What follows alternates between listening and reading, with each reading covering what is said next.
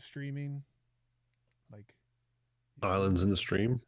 like islands in the sky. That is what we are. That is what we are.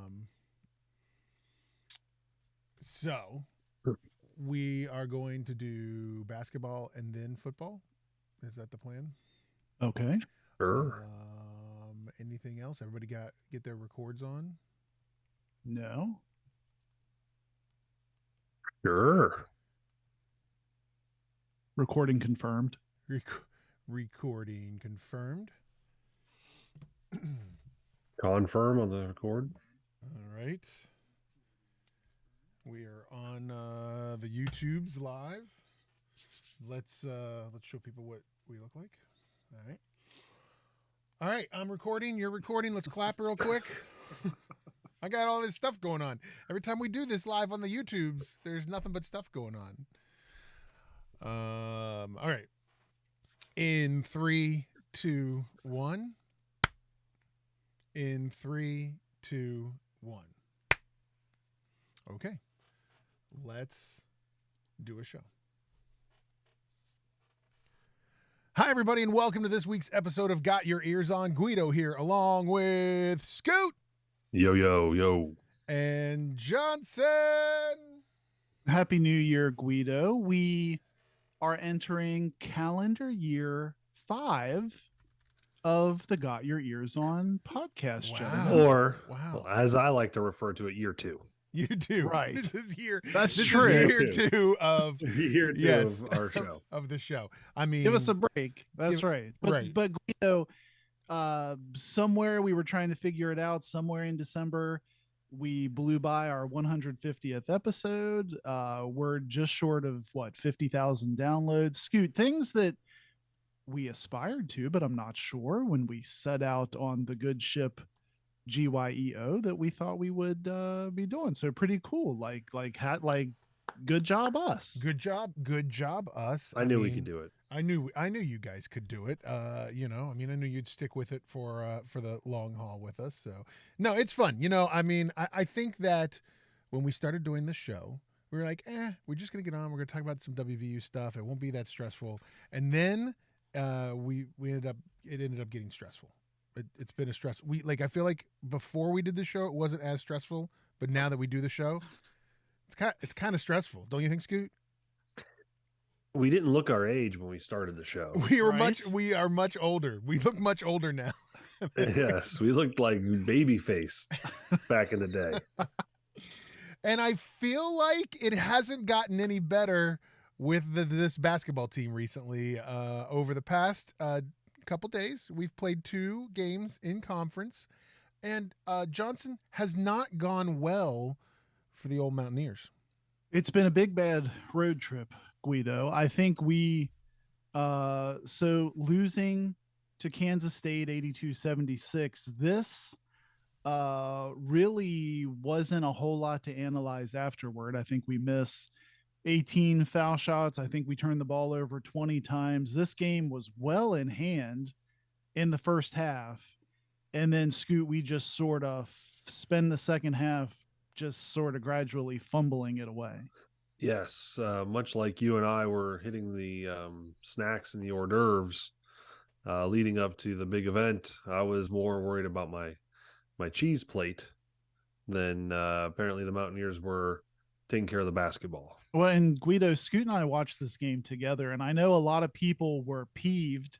Can I use that word? That feels Sure. like a You PG can say that. word. That's very PG. Yeah. At the officials in this game, and in the Little Apple, Scoot. I know that's your fave. In the Little Apple, the Octagon of Doom. May I add? Also hate that. But I think Bramblage. Scoot made a really good comment as we're watching that game, because they had some sawed off point guard from the Munchkinville in running the offense, and yes, people were Noel. Yes, thank you. People were irate at some of the fouls he was drawing, and Scoot made a good point during the game. He's like, hey, he's playing the game within the game. Like, I mean, you might not like it, but don't let the guy drive unabashedly to the bucket and put on a performance and draw a foul. And that's what he did all second half, and just sort of gradually, chipped away at that lead. So let's talk, though. let's talk real quick about officiating for these two games, because I think you guys and most WVU fans would talk about how poor the officiating was for these first two conference games of the season and how that affected us, Johnson. I mean, do you think that is this the real case? I mean, we everybody got all up in arms on that technical foul in the game in the game last night.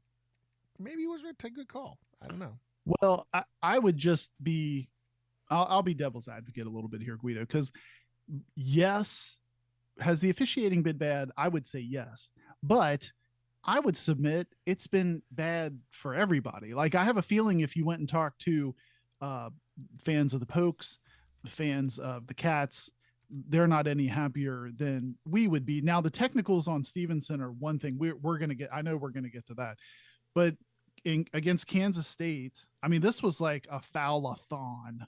So against Kansas State, we shot 38 free throws. They shot 34. I mean, that's a lot of fouls. Would you say the acronym would have been EMAF instead of EMAW? Every man a fouler or yes, something? every man Is that a what you're saying? fouler. Yes. Well, and then against Oklahoma State, Guido, it's much the same thing. I mean, WVU, you didn't like the refs against Oklahoma State. They shoot 11 more free throws, 28-17 against Oklahoma State. Now, were the fouls untimely and did they have a huge factor? Yes, but I think officiating is just kind of the more basketball we watch, guys, the more I think it's just bad all the way around. Well, can I submit that I believe a lot of our issue is some of the past I don't want to say interactions, because I don't know if it's so much the interactions or the anticipation and the expectation of a Bob Huggins coached team. I think we have a lot of and officials, how that works against him, you mean? right? And I think we have a lot of officials that, well, Bob coaches them hard. He coaches them to play aggressive, and he coaches them to, and so because of that, I think we don't get the benefit of the doubt. We typically get the, well, he was probably out of control or he was super aggressive. And I think we get called for some fouls that we probably wouldn't get called for. I think we saw a little bit of that last night in the sense that, and I know we're going to talk a lot more about it, but you look at Eric Stevenson versus some of these other characters from Oklahoma State, and some of what they were doing, we talked about it in text. Equally, I don't want to say equally, but as similar, worthy of a technical, I would say. Some of the stuff that Caleb Boone was doing didn't get called. I think he in particular, I mean, different, like gesturing about the ball off the head, mocking someone at one point down the court, slashing a throat, the throat slashes. Yeah, I mean, it felt like, come on, it's not equitable in that department. But you're in Stillwater. I think that's part of it.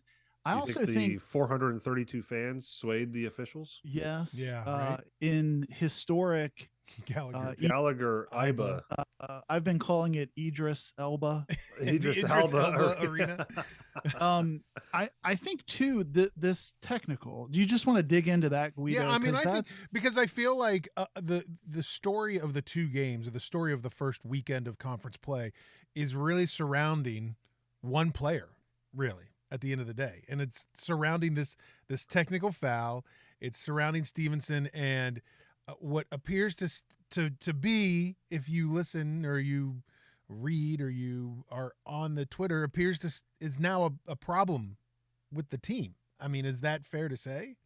Yeah, and Huggs was Scoot furious, I would say, after this game. I mean, he wasn't happy after Kansas State. He had a quote after Kansas State. They were asking him about the trip into Stillwater. He said we probably don't deserve to get on the plane and fly to Stillwater, is what he was saying. Guido, to answer your question, I think these fouls with Stevenson have been boom, boom, third, fourth fouls that either then make him go sit for large chunks of the game. It totally took the mojo out of the Kansas State game. In this game, boom, boom. Then he gets a ticky tack fifth on a drive to the bucket that, I think Well, block charge calls are now like you might as well just roll the dice and, whatever it comes up, that's the way officials call it. I think it's so I think he weird was too aggressive, to be honest with you. You know you've got when four. you You know just you've got got teed four. up. Well, Yeah, and right. so You here's can't well, afford to go to the basket let's like talk that. about the foul problem, and then we'll talk about the technical. Let's talk about the fact that now he's played 2 conference games, and I and like we've been talking about it. We talk about it with Emmett Matthews, right? We want intense. We want Emmett out there fighting. We want the aggressiveness, and Stevenson has that. But Stevenson's also our best shooter right now, and so you can't have 2 games back to back where he's fouling out. I mean, he fouled out of the Kansas State game. He fouls out of the Oklahoma State game. Like, you can't have the guy who is the one that's hitting the three. And until Trey Mitchell decides to start hitting 3-pointers on a regular basis, Eric Stevenson can't be fouling out of games. Yeah, and that's what Hugs said essentially. We can't have one guy changing the game. And I think that's what he's directly talking about because then, like in this Oklahoma State game, he was kind of a one-man rally, 3 straight threes. WVU goes up 2. The grab of the crotchal region scoot I think you did occurs. say crotchal, which I didn't know that was Is that something you throw an AL at the end of. I mean, I don't know, but it was. Might I add, as an aside, it was explained to Hugs that it was directed toward Marcus Smart, which I find so ironic because anyone who's been alive more than 5 years or something saw Marcus Smart play at Oklahoma State, probably doing way The worse same or the things worst, than yes. crotchal region grabs, right? But I mean, are we the question I was going to ask Guido is it the ref's responsibility to protect a guy sitting courtside from a taunt? Well, Like, I think it's the like ref's responsibility to, and this is what the answer would be. It's the ref's responsibility to uphold the integrity of the game as it is being televised, and the Big 12, and so they don't want that that vibe, whatever you want to call it, going through. no, that's a good answer. And I think No, that's what they I would like say. I like Are that you answer, but ticked it's though that he mentioned Marcus Smart's name? I am a little bit in the sense that, like, if Craig Guido is sitting courtside, is he going to say, "Well, I saw him grab his crotch and Craig Guido's a line of sight"? No, he's not going to use your name. But I don't think I- it mattered. Like, I think You don't you're think the talking celebrity of Marcus Smart was anything on the officials? no, I that's don't think kind of why I don't. I bet you the if that's you, I kind bet of you why I bring it up though. I bet you the officials didn't even know Marcus Smart was there probably at that point. Maybe they did. Guarantee you they did. Come on, they knew. They knew. Listen, here's what I think West Virginia fans are thinking. I think for all fans, Tell us what the Tell people us are what the thinking, people are Scoot. thinking. Yes, we need to people. hear. Eric Stevenson is so polarizing. You either love him or you hate him. I think very few people hate him. I think that, and I'm gonna say this, like, at times he embodies a lot of what West Virginia fans want to root for, really like in a player. I think I speak for a lot of people in saying that up until his recent foul escapades here, people would have said, "Man, I wish we had this guy for 4 years, not just the couple months that we're actually going to get to see him play." Well, and that's your point, right, Guido? You're asking for intensity. Here's Eric Stevenson. I He mean, is it's hard to everything root that against we've been him. wanting in a player. He's everything that nobody was last year. Well, would you agree then he just needs like that wasn't necessary. Like I don't No, think it was I think bad. he I don't just think it needs was to, team like, worthy, but it wasn't necessary. And at that point in the game, he has to know here's like the problem we have, right? Is that he's the leader. yeah. Right. We don't have another leader who can pull him aside and be, "Hey man, we're not gonna do that." Like, we don't have that. Like, I'm gonna compare him. I mean, to we Devon have Carter, Emmett. but Emmett should be doing that if anybody. I don't know that's Emmett's unfortunately, I don't think that's Emmett's personality, right? I mean, I think Emmett's a quiet guy. He kind of comes across like a quiet guy who occasionally has this intense, quiet rage inside him where he goes aggressive Emmett and will throw down some thunderous dunks. But that's not all the time. So I that think ends up being Hugs. right, right. So Hugs You know, ends up being the telling guy him, telling him, "Hey, listen, yeah. hit the bricks, buddy. If you don't calm down." So Well, here and here here Guido, we had a quick conversation too. Scoot and I were talking about just to one last thing about Stevenson after his third foul. So even prior to the technical, the camera stayed on him a bit. Sideline's trying to sub him out. He's not getting in line for the free throw because he's arguing with Scoot, I think Larry Harrison on the Yeah, sideline, Uncle Larry really was giving him a talk. animatedly, like, I'm not coming out. Don't sub me out. I I think it's those things. Like, I think you have that already. That sort of feels like Stevenson's base layer. Then you have something like the technical happen. And I think Hugs is like, I can't do, like, What I I'm screaming at the kid, you know, like now it's a mess, right? Unfortunately, and I don't think it's really his position to be this guy, but maybe it needs to be like an Alex Ruoff, right? Maybe it needs to maybe. be a younger guy that's kind That's of not a been bad there, point. done Yeah. that. Maybe he needs to be that guy that pulls Eric Stevenson aside and say, like, listen, I get your passion, I get you're excited. You hit a bunch of 3-pointers. Really, he was freaking on fire. Yeah. But like, hey man, save that for the locker room. You want to run your mouth about, Marcus Smart or how they were being rude to you or what? I don't, maybe Marcus Smart said something to him beforehand. We have no idea. We'll never know that. But, maybe that's something you pull him aside and be like, listen, we need you. You can't be doing this. So, but and this is where it's I guess it's a little frustrating from the sense of like, we've now gone into the post game Huggins that was similar to the post game Huggins of last year, which It's is that where time of year again, it's that isn't time it, of year Guido? where he's like going to these post games and he is like singling out guys again. I mean, he did it last year multiple times. JB got it a lot. He's singling out these guys again, and then last year didn't correct the issue. I think that Huggins has this tactic of, okay, I'm going to spend my whole time talking to Tony and talk about how I've been yelling at Stevenson in practice and he needs to grow up and he can't be the guy changing the game and all this and that. And then it doesn't resonate with this generation of players. It may have resonated 20 years ago, but it doesn't resonate with this generation. Well, it's early though, isn't it, Scoot? Can we give this a mono? It's like an El Nino, like Right. it's early in the season for this, isn't it? La Nina. I don't Well, remember how that goes, but like when you have this, like Guido, he's saying stuff. He's can't like. I mean, saying Hugs is candid is like water is wet, right? But he says after this game, he basically cost us the game. Like to me, he said even that. Right. that's like wham, that's like a boom body shot. And then Scoot, he's already into like, if they don't want to be working on their craft, there won't be Mountaineers. Like with Yeah. Stevenson, he's already saying like next time he won't be a Mount. Like I think that's what Guido's saying. Like we're already into that time of the year. Well, and now it'll be interesting to see, guys, is like, do these comments and this, fouling out of these two games, does this change his playing time coming into the next two games against Kansas and Baylor? Well, I don't think we can afford to, because if I'm being, again, the voice of The people? the voice of the people, the big issue isn't so much Eric Stevenson. It's not the fact that he's fouled and gotten fouled out.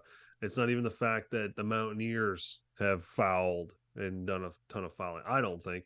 For me, one of the biggest issues we're going to have in the conference and in whatever postseason we get into, hopefully it's the NCAA tournament, is we are struggling mightily to cement a inside presence, whether it be Jimmy Bell or Mo Wagi. And now apparently Pat Sumnick is going to be the third guy because James Okonkwo is not even seeing minutes anymore. That's an issue because there's a stretch of the game last night. We're, in the second half, 5 minutes to go. It's Pat Sumnick is the big man. Well, this and is a he guy that's almost got a total of like felt 12 minutes all season. Yeah, right. And he almost felt like he triggered the run at one point. Like He felt okay to me because I was like, all right, I guess maybe this is something. It was one of those deals where you think back to yourself, well, crap, what would we have looked like if we had been playing him more? Like, because I thought he did okay, but he's not going to be able to go up against 7-footers and that kind of thing. I don't think with with any super confidence.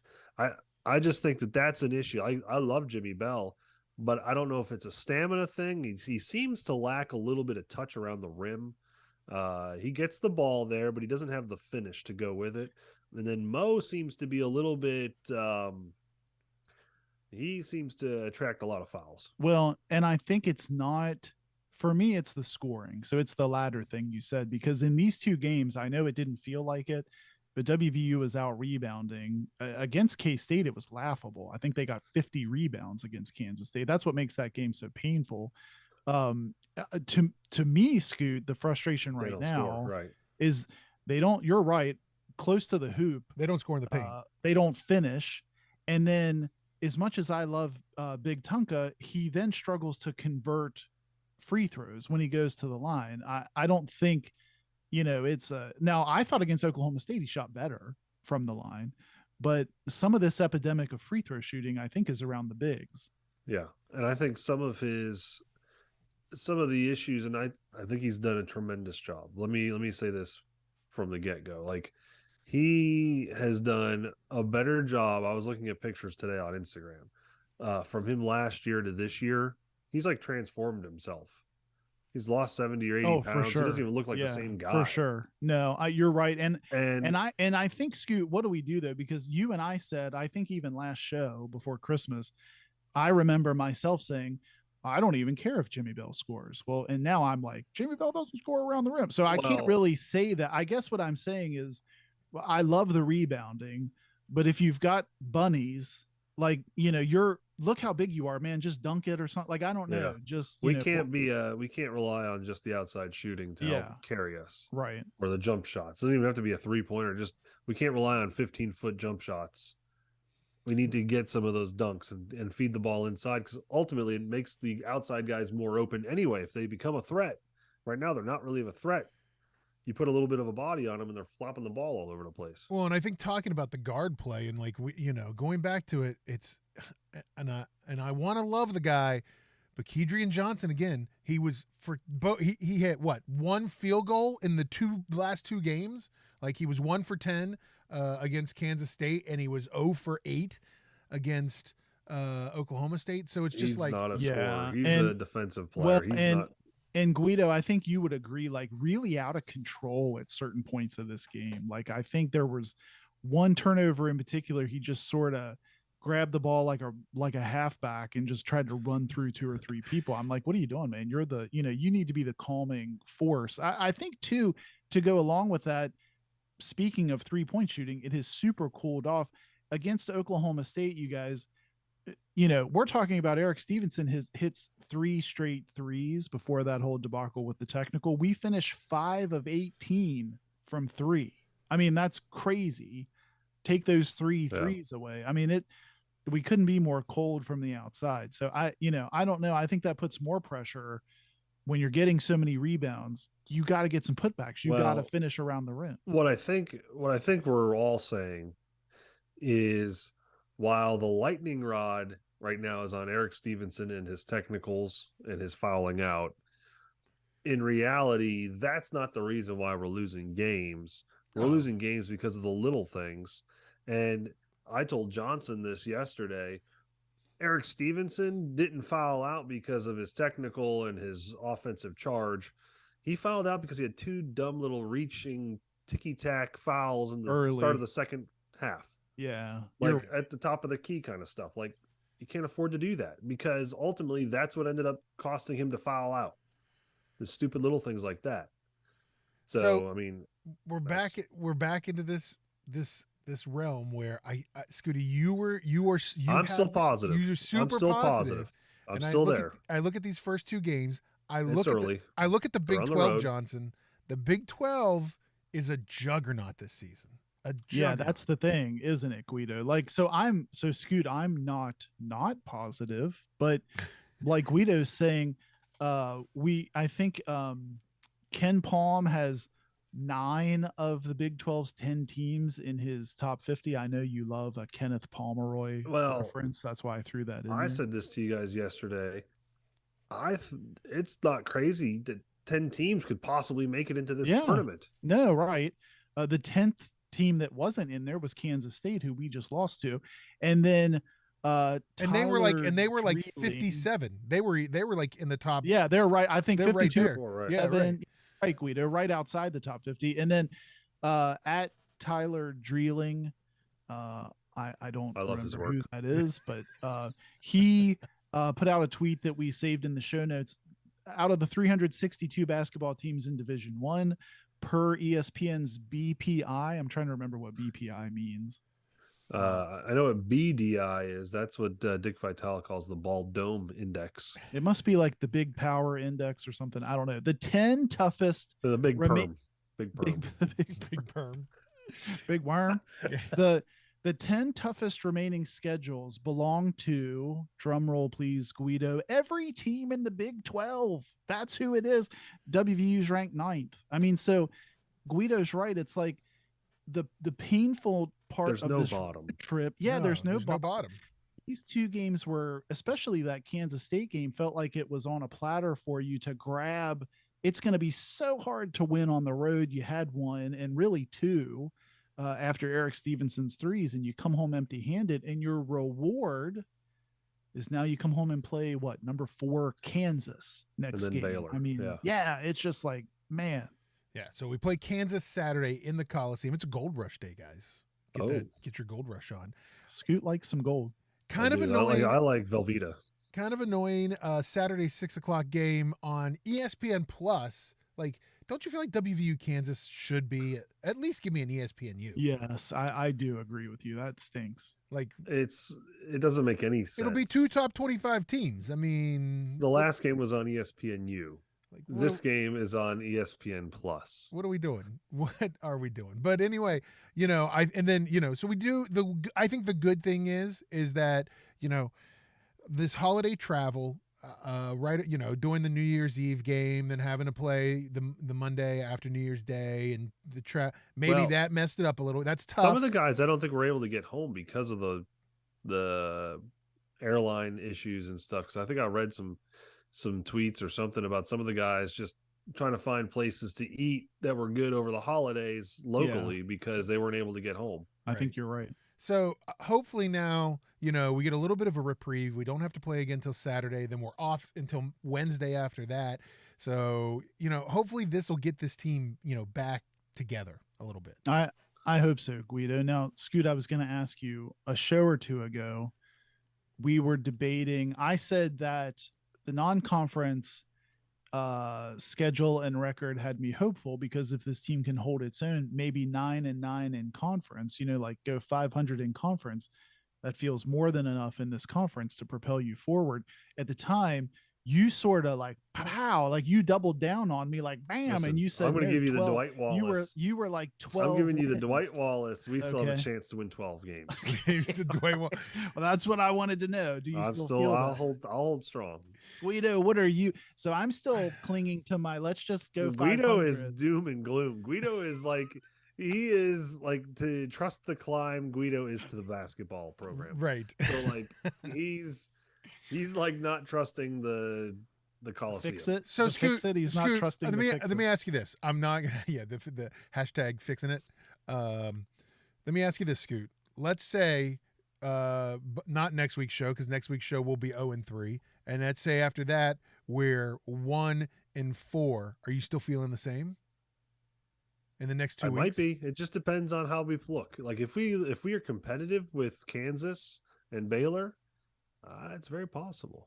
I'm still on board. Look at this schedule. I look at these teams. I like this team way better than I did last year's. Yeah, I don't disagree with you. I do too. Yeah, me either. Right. I mean, this year's team got ranked. Let's just go there. Last year's team felt like hot garbage. This one, it feels like, I mean, maybe it's recyclables. I don't know, but it's not hot garbage. So it is a lot of recyclables. There's some recyclables. There's some recyclables. We're going to call them the recyclables. Oh. I think that, that's where I'm at, Scoot. Like you're going to rinse those out. You're not just going to toss them into garbage, right? you tend to take care of your recyclables a little bit nicer than you do your garbage. Well, I think there's way more substance to this team. I think they're tough. I think they'll like Scoot. I can see them getting angry and putting in a good performance just because they get angry. You know, where I wouldn't have expected that out of last year's team. I think you're going to see a humble Eric Stevenson, and hopefully he uses some of these. Because I mean, listen, this is not to be, it's the end of the road for him, right? Right. If things don't go well for him here, he's going to go somewhere overseas probably and play. So you think that plays a part here? I think so. I think that like he kind of needs Huggins and I'm going to say this, Alex Ruoff, to kind of put in a good word, be a good person to vouch for them, vouch for him specifically. So I think that Eric Stevenson's because gonna, what's funny, he is kind of like he can be a lot like Alex Ruoff at times. Yeah, I think so as a too. player, like he can be. Well, I think he's way too good to like. It would be such a shame if this spiraled to where he did end up leaving the team. Don't you? I mean, that would be the shame of it. And then that would change my prediction. Then if he goes, then like, because not to say that we're swimming without him, but unless Trey Mitchell and Emmett start to like assert themselves dominantly, we're kind of swimming without Eric Stevenson. I mean, but do you think after Huggins' comments, like, do you think that's on the table? Do you really think that's something or that that could happen? That he would leave or he'd go? I don't think so. I think he's smart enough to know that he needs this.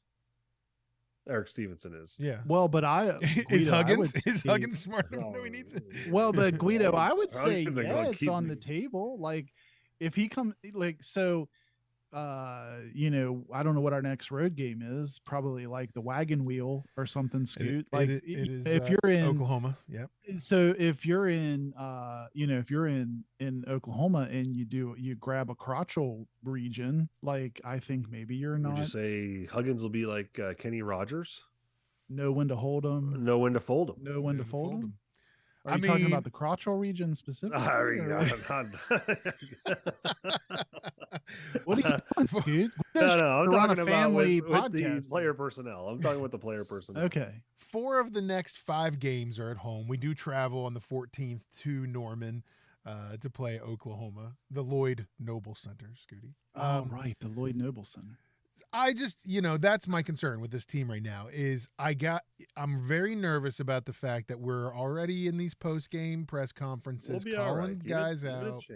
Give it time, Guido. Give it time. Guido, we're all here. We're all going to get through this together, Guido. We're all going to get through it together. Goose Fraba. Serenity now.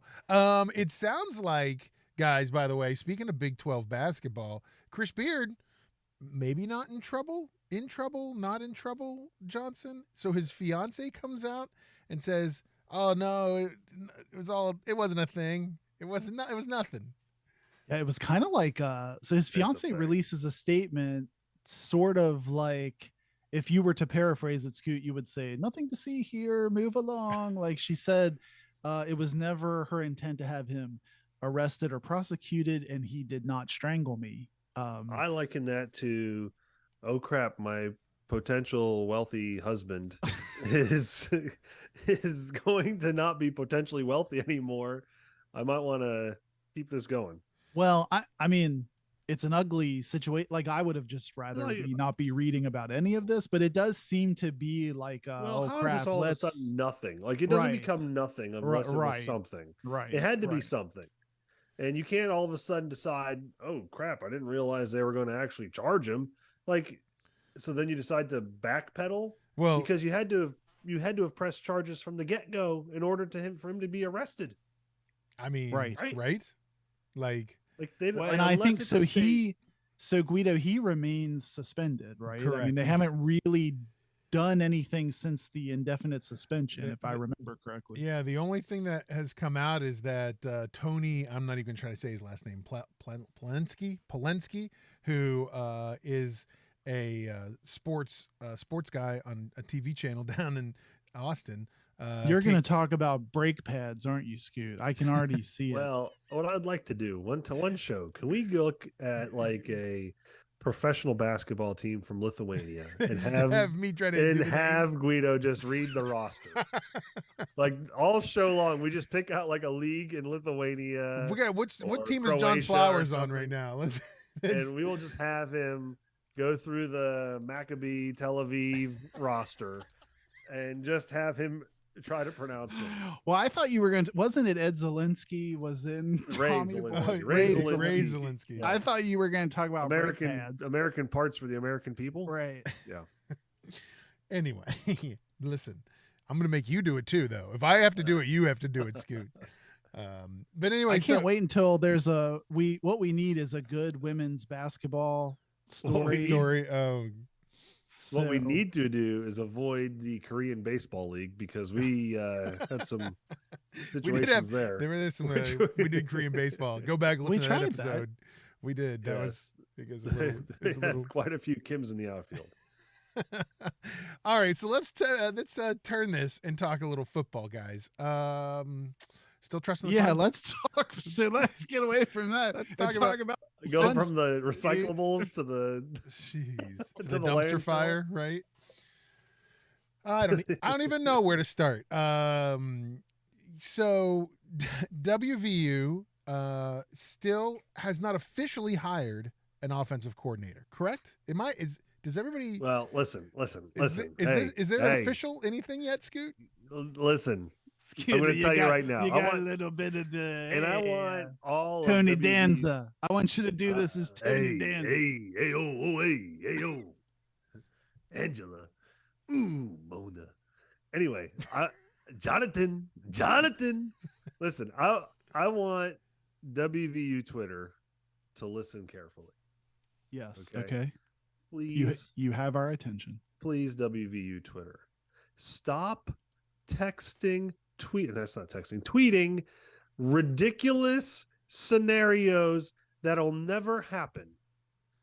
Well, I think we need to bring in Ed Orgeron as these types of things are never happening. Scoot, I've seen Pat White, Rich Rodriguez, Switzer, Ryan Switzer, Ryan Switzer. Clint Trickett didn't happen. Right. But I think let's stop and talk about Clint Jeff Trickett. Mullen. I'm hearing all these ridiculous names. Was Clint? It's not happening. Was the job offered to Clint Trickett though?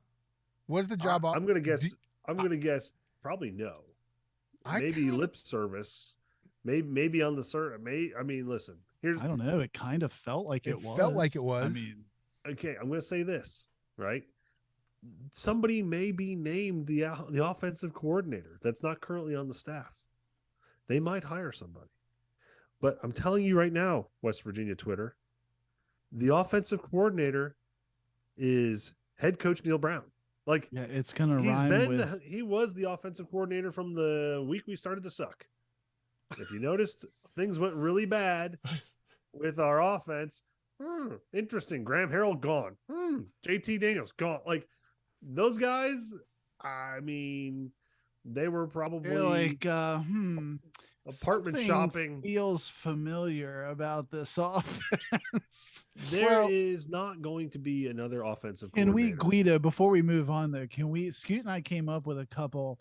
Remember how you used to drive toward Morgantown, you'd see big signs for Touchdown City? Remember that? Yeah, I do remember Scoot that. and I were throwing around some. I said, welcome to Morgan Screen. Yes. Scoot did the best though, because he felt like, can I say it, Scoot, or do you want to say it? You felt like Ren Baker, in a nod to North Texas, was bringing the mean screen. The mean screen. The mean screen was coming back. Neil Brown, Monongaskirina County. Neil Brown is going to be the offensive coordinator. He may not be that in title, but he is going to be your offensive coordinator. I agree. They could elevate Chad Scott. It's not changing. It's still Neil Brown. And I think because he feels he's got experience, having been at Texas Tech, having been at Troy, calling the offenses there, called the offenses here for the first couple of years. Right. Yeah. In a way, I think he thinks, I don't really know what he thinks, but I'm going to speculate that he thinks if I'm going out the way I want to go out, and that's with me making up the decisions here. And that's through a tunnel screen. And that's, yeah. And I'm also going to say this, West Virginia Twitter. Listen to me, West Virginia Twitter. You're putting them on notice. Well, I'm tired of it. Listen, there's no quarterback competition. There is none. They're going to tell you there is. Neil Brown's telling you there is. There isn't. It's Nico. It's Nico. Yeah. Garrett Green is not going to be your starter. Neil Brown has done everything to not let Garrett Green be your starter. What in our history together? Why do you leads think that you this to is a believe true competition? Why do you think that this poor kid, who's an Elite 11 quarterback, who's not allowed to throw the ball when he does get to play, is going to get an opportunity to be the starting quarterback? We don't let him throw now. And he got to play a little bit. So why do we think that he's going to have a legitimate? I'm hitting my microphone. I'm so fired up about it. He's not going to get a chance. You're very Mick Jagger. There's a lot of pointing your fingers right now. Fingers. But Guido, are you asking because you think someone interesting will be named? No, I don't. I don't. Okay. I don't. All right. I'm still holding to my, it'll be February 7th because that seems like a very boring day. Sorry for any of you listeners that are born on February 7th.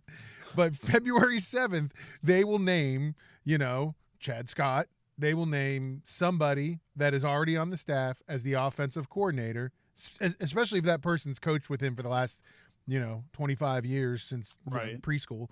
And that will be Scoot's not wrong. Scoot's not wrong in it. I agree, Scoot. I agree with you too. And I think Graham Harrell was brought in by Shane Lyons. Shane probably was like, listen, we're catching a lot of heat here. We need to make some kind of changes. Put a little pressure off of me, put a little pressure off of you. Let's bring this guy in. That way, if things don't go well, it's not necessarily you that we need to move on from. We can move on from him. He's got a bit of a pedigree. He's got a little bit of a repertoire. He might be able to bring this other kid in. We can get a quarterback in here.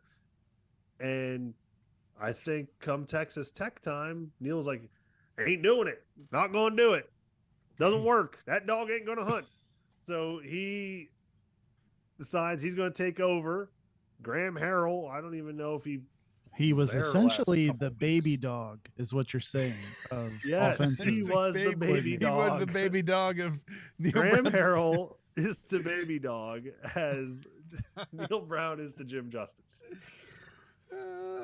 He ain't going to hunt.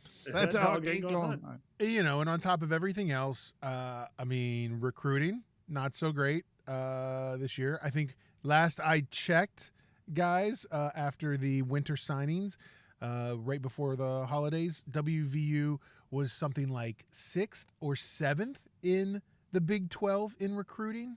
Let's talk about all those transfers in, Guido. Oh, yes.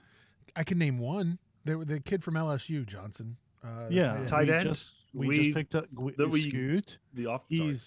Can we interest you in a tight end, Cole Taylor from LSU? Yes. Can we interest you in that? You can, because we often throw to the tight end, right? Right. Noted tight end using offense. Yes. WVU. And then we got 2 guys from Kent State. Right.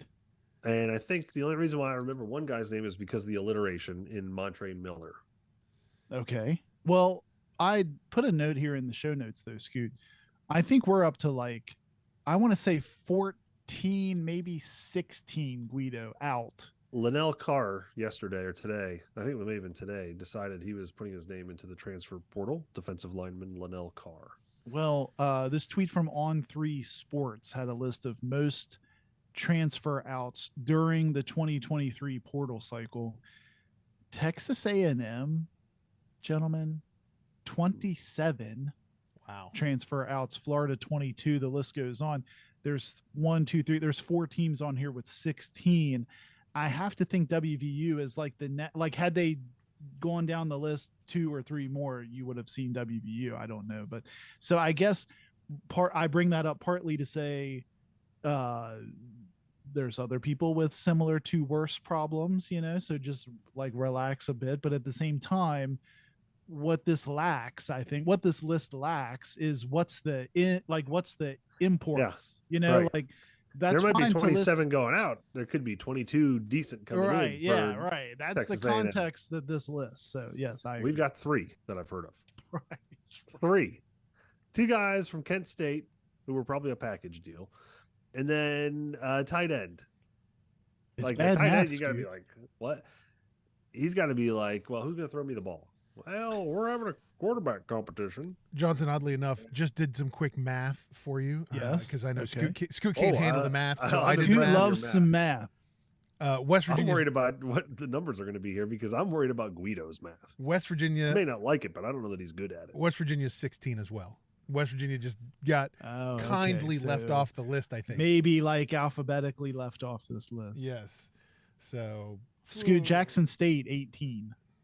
Yeah, and they're all going to see you. They coming. By the way, did you hear where Goose landed? Did you hear where the Goose landed? No, actually, I didn't. I did. Where did he get remember. loose? The Goose, not going back to Alabama. He's going to Arkansas State, Arkansas State, Yes, I did see Arkansas State. the Red Wolves. Listen, for a guy that was like 4th on the depth chart unnecessarily at times, that's not a bad landing. I mean, I don't know where he's going to fit in their pecking order, but I mean, would you rather go to Rice or Arkansas State? Yeah, it's like or Western Kentucky and Troy after being a prolific passer. Right. That'll Like never you didn't not even be, make the that Western will Kentucky never team. that will never not be funny to me. Refer the prolific part of that, but anyway, Yes, I don't prolific know. passer. Scooty, in good news, you'll be able to enjoy Taj Alston next year because you're going to be a huge Colorado Buffaloes fan next That's year. right. Yeah. That's right. So listen, I'll also say this to WVU Twitter. I'm going to tell you this now. There's more finger pointing. Yes, I'm going to tell you this right now. I don't want to hear how abrasive, how self-centered Deion Sanders, Coach Prime is. Because I'm telling you right now, WVU, had we made a bold decision, we could have had a guy like Deion Sanders in Morgantown. As I think WVU's profile fits kind of what Deion's looking for. Underdog school with a little bit of a tradition, a little bit of like a long shot, build it up financially better, better obviously facilities and all that. Right. Because if you look at Colorado's facilities, they're very similar to WVU's, really. So, like, that could have been us. He could have had him on the East Coast. He could have been tapping back into Florida. Could have been great. We've got what we've got. I don't disagree. Should say, though, talking about WVU football, congratulations to Dante Stills going to the East West Shrine Bowl. So that's good for him. A little bit more, on the stage for the NFL draft, kind of stuff. That game is February 2nd. That's a Thursday, Scooty. Also invited to the Combine. Yeah. Dante was. So invited, and Bryce Ford Wheaton also invited to the Combine. So those are all good things. Happy belated birthday to Don Nealon, 87 years young, still kicking around. Still, I hear he might be the next offensive coordinator. He might be. Maybe it would work out. So yeah, I mean, what else? What else do we need to talk about with football? Is there anything else I want? Got to be more exciting if he was the offensive coordinator, right? Maybe. I mean, look, he'd have a stable of running backs. That was always Don Nealon's thing. He loved. I think I told you guys over text the other day. I can remember the days. Perhaps Guido, you remember as well. Someone used to sit in the stadium with the Don Nealon up the middle-o-meter, and they would increment that every time they'd run it up the middle. I feel like Scoot, that same person, could kind of come back to this generation with the Neil Brown screenometer. Screenometer? I like screenometer. And then just increment it with each screen that gets through. Yes. Yeah. Like a flip chart. You can almost do like a, right. You know how like for a baseball stadium, for a pitcher, when they get the strikeout, they throw a K up. Yes. We're going to throw a screen door up. And it'll just be screen door after screen door after screen. Just picture the screen doors. How many wrapped around the lower bowl of the stadium? That's what Scoot. We'll set you up on the Twitter account. We'll let you run Battleship Gray. We don't need to worry about Battleship Gray because we're going to be lining the bowels of the stadium with screen doors. I think we need to like, we'll set you up with one of those fake Twitter accounts that all the WVU, you know, you see all the fake Bob Huggins and the Neil Browns. We'll set you up with like just the screen door, WVU screen. Yes, WVU I think screen. maybe At what we WVU should screen, and then do- every time they throw a screen pass, you just put up a picture of a screen door. I think Yes. it's that, Me. and just like when you go to a Steelers game, if they pass the ball to Pat Fryermuth, the whole stadium yells "Moo!" Like they yell Right. Heath. yeah. I think the whole stadium needs to yell "Screen." Screen Every time we pass- tunnel. Screen. Every time there's a screen pass. Oh man! I All right, think we'll guys. Get that going. Well, we should probably wrap it up. This has been a show. WVU plays basketball this week, Saturday. The Jayhawks come to Morgantown to play in the Coliseum, 6 p.m. tip-off on ESPN+. So check that out. Also, don't forget, check us out. You can find us online. Look for us on Instagram and Twitter at Got Your Ears. You can also check out our website, gotyourearson.com. Johnson, it's the hub of everything. It is. We'll post this show with all the show notes, links to stuff we've talked about, so you can check it out if you'd like.